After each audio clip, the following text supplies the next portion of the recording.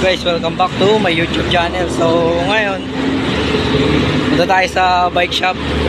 Dito lang sa Along Commonwealth Avenue, Canvas. And kapag swak sa budget, bilhin na rin natin para mamasko na rin natin sa sarili natin.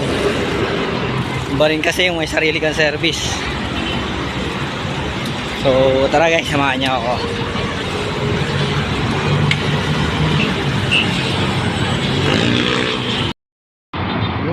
Bye.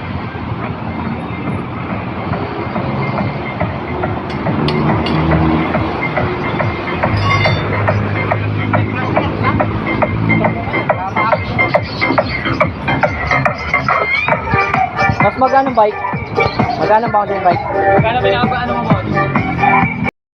Guys, bibili na tayo ng bike.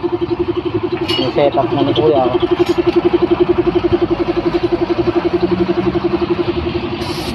Yung shop nila, Along Commonwealth Avenue lang, ng Paslitex.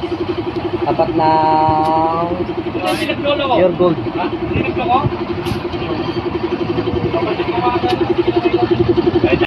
Presyo na siya guys, 5.5. Aloy na siya, alay.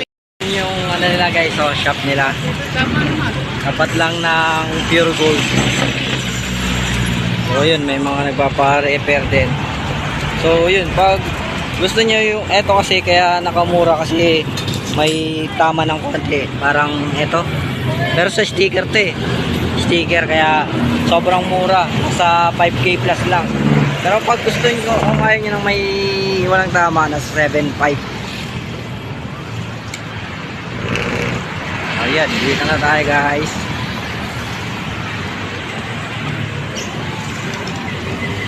So, kukuwi naman to kasi gas-gas lang yung so, yun, mabayaran ko na to guys para makalis na rin ako. At linggo ngayon para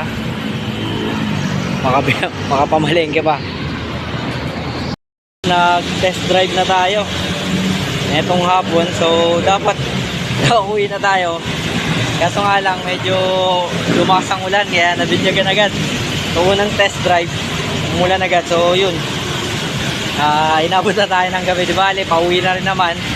At okay naman siya, maayos naman yung takbo at okay naman.